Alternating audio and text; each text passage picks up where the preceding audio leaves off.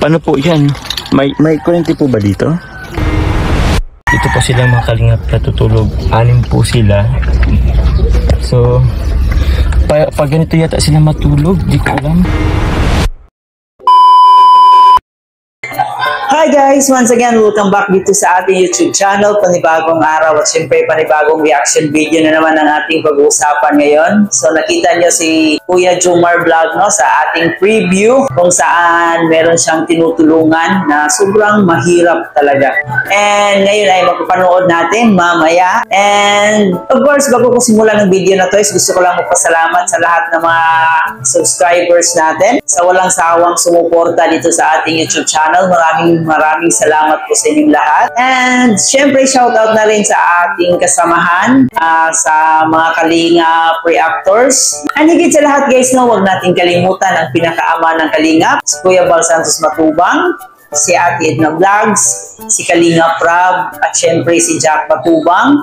So, suportahan natin palagi ang kanilang channel para mas marami pa silang matulungan. Kasi talagang napakaganda yung kanilang advokasya sa channel na ito. Kasi ito ay para sa mga mahihirap na nangangailangan ng tulong. So, ngayon sa video na ating mapapanood, no? Ito ay galing kay Kuya Jomar Vlog. So, kukuha lang tayo ng video clips. Ipapakita lang natin kung ano nga ba talaga ang ugali ni Kuya Jomar. So, dito sa video na to, makikita natin, sabi niya is nag-scout sila. So, ibig sabihin, naghahanap sila ng mga, yung talagang tao na nangangailangan ng tulong. At dito nga is mayroon silang nakitang isang pamilya kung saan guys, talaga namang sobrang napakahirap talaga. So, masasabi talaga natin na kailangan talaga nila ng tulong. So, talagang napaka-bless lang nila sa araw na yon kasi sila yung nakita ni Kuya Jomar Vlog, no? At dito ay tinulungan nga sila. So, makikita natin mamaya yung short video clip na yan. Talaga namang nakaka-excite panoorin kung ano yung mga ginagawa ni Kuya Jomar Vlog sa video na to. So, ayan, panoorin natin. Pero bago ang lahat po, kung bago ka pa lang dito sa ating YouTube channel, syempre palagi po kung pinapaalala sa inyo to, huwag nyo na rin kalimutan mag-like, share, comment sa video na to. And of course, mag-subscribe na rin po kayo. And paki-turn on na rin po yung notification bell para mas updated pa po kayo sa ating mga reaction video. So kaya naman guys, huwag na natin patagalin pa. Panoorin na natin itong video galing kay Kuya Jomar Vlog. Good afternoon po. Ako po si Jomar, tapos iba ko po si Dante. Kanina po kasi nakita ko po kayo na nangangalakal po. Tapos sabi ko sa kasama ko po si Jam na kaya kung sundan namin kayo na ma-interview nga po. Ito po bang bahay niyo po, ate? Ano pong pangalan niyo po? Jenny Rose po. Isa po pala si Ate Jenny Rose. Okay lang po bang ma-interview kayo? Kahit konti? Sige, okay lang daw. Okay lang po. Sige po. Sige po ba din? Ate Jenny Rose po? Ate Jenny Rose, okay lang po bang makita po yung bahay niyo po? Ang loob? Opo. Ito po yung bahay niyo po. Ito pong nasa tabi po. Ito pong may sabihan niyo po. Ito po is maliit. Uy, ano po ito? Parang kwarto. Isang buong kwarto. Ito po, yun po is kwarto niyo po. Yun na po yun ang kabasimigan. Anim po kami dyan gabi. 6 kayo dito. Tapos ito po yung kusina nyo? Iya po. Tapos, ano po yung nasa likod po niyan? Iba naman. Ibang kwarto nyo na po ulit? Ibang lote naman po yun. So, ito lang po. Ito. Tapos, hanggang yun po yung kwarto nyo. Okay lang po bang ay, ito pong nakikita namin is ito po yung buong bahay nyo po? Iya po. Tapos sabi nyo, 6 po kayo dito? Apat ang ate ko. Okay lang po bang pumunta? Iya, matingnan po natin. Sige po. Bali, ito po mga kalingap yung kwarto po nila ate. Ano pong pangalan niyo po? Jenny Rose po. Jenny Rose po. So, ito po. Medyo masikip po. Tapos pambira. Ito po yung kwarto nila po. Diyan na po. Kung galing po tayo sa labas, kunting lakad lang po, ito na po yung kwarto po nila. Parang mas maliit yata to yung kay ano po Ate Nessie. So ilan po kayo natutulog dito? Ano po? Ilan po kayo natutulog dito? Ano? 6 po? Sino-sino po kayo? Si Aki po apat. Si Nika Jean, si Natalia, si Nicole, si Noel, ako sa dito. Okay po. 6. Kasama po yung asawa niyo po. Nagkakasya po kayo dito? Paaro po kami iba. Paano pong higa niyo po niyan? Paaro po kami. Ganyan po. Paano po yan? May kurente po ba dito? Kikitakod po. Nakikitakod po kayo. Ito po, electric fan niyo po. Kaya naman. Gumagana naman po to. Kali po yun sa pagkakas. Opo, actually po mga kalingap, sila po is naano ko na po sila dati. Nabigyan ko na po sila dati, naabutan ko na rin sila ng pera. Yung actually po yung anak niyo po ang naabutan ko. Hindi ko nga po alam kung sino dun sa anak niyo ang naabutan ko. Kasi siguro 1 year ago na rin po yun. Ilang taon na po baka nangalakan po at Generous po? Umpisa po dun sa panganay ko. Umpisa dun sa panganay niyo? Ilang taon na po yung panganay niyo? 12. So possible po 12 years na po kayo nangalakad. Ay, grabe. Ano po yan? Everyday po ba kayo nangalakad? Opo. Pag walang pasok, namamasura kami. Namamasira kayo pag walang pasok. Paano po ba ang ano nyo yan? Palitan po. Ano po ba mga kinakal nyo po? Bote po ba? Lahat po. Ano po? Lahat. Lahat? Yero, bakar, bote, mga plastic. Ano po? Okay po.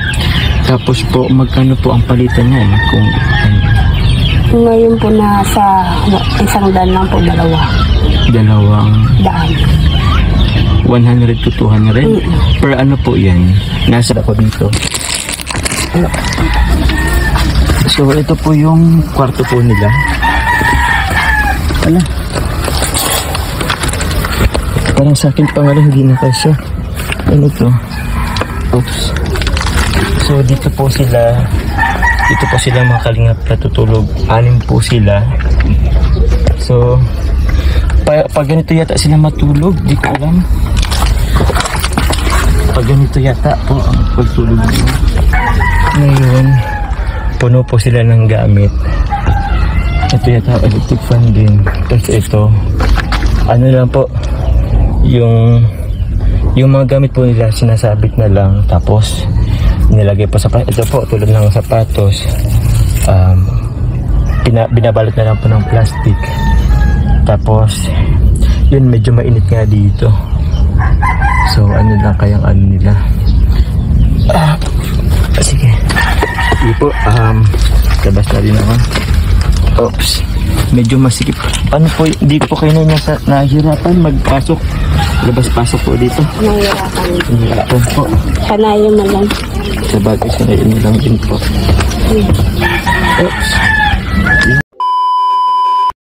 Talaga namang dito sa video na to guys, no, di ako nagkamali na talagang suportahan itong si Kuya Jomar Vlog o si Kalingap Jomar sa kanyang journey as a Kalingap charity vlogger. So dito sa vlog na to guys, talagang nakita ko o mas lalo ko siyang hinahangaan dito sa kanyang pinapakita doon sa isang pamilya. So di ba guys, imagine niyo magpapakatotoo na lang tayo. To be honest po, hindi po lahat ng vlogger na ganito yung ugali. So isa talaga si Kuya Jomar Vlogs, naiibang ugali ng mga charity vlogger. Alam naman natin guys, no, na yung bahay sobrang, para sa akin lang ha, pero alam nyo din to, napakadumi and napakasikip, napakaliit, and nafe-feel ko talaga, no, kahit kahit nanonood lang ako, mafe-feel ko talaga yung amoy. So tawagin nyo na akong maarte, pero yun po talaga yung nakikita ko. Pero itong si Jomar guys, di lang niya inalintana yung mainit, no? Talagang ipinapakita niya talaga sa pamilyang ito na feel at home siya. Ayun, talagang grabe yung paghao kay Jomar dito guys. Talagang hindi siya maarte. Kasi kung sa ibang vlogger pa to,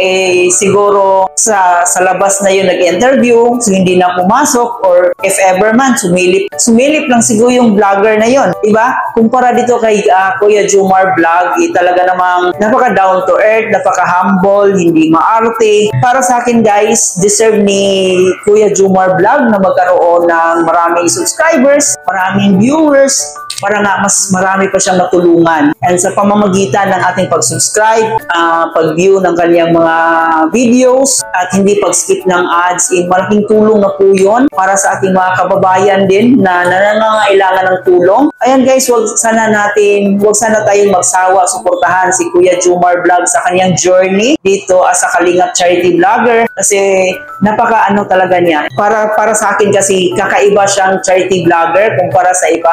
Kasi alam niyo na magpakatotoo na tayo guys, maraming vlogger na talagang maarte. Kay Kuya Jomar guys, talagang makikita mo sa kanya na isa siyang simpleng charity vlogger. And alam ko na balang araw magtatagumpay siya as pagiging charity vlogger. So sana ay huwag natin kalimutan talaga na palagi natin suportahan yung mga Kalingap charity vloggers, kasi marami talaga tayong mga kababayan na nangangailangan ng tulong. So sa pamamagitan na yon, sa ating mga charity vloggers, matulungan man lang natin yung mga kababayan natin. So yan lang po guys, no? Sana ay na-inspired kayo at sana ay humanga kayo sa ipinakita ni Kuya Jomar Vlog sa video na to. So kayo ba guys, kung kayo yung tatanungin, ano yung masasabi nyo sa katangian na ipinapakita ni Kuya Jomar Vlog sa video na to? Muli po guys, ito nga po pala si Chloe TV. Maraming salamat sa panonood dito sa ating reaction video. Sana nag-enjoy kayo. Huwag kalimutan mag-like, share, and comment. At syempre mag-subscribe na rin po kayo.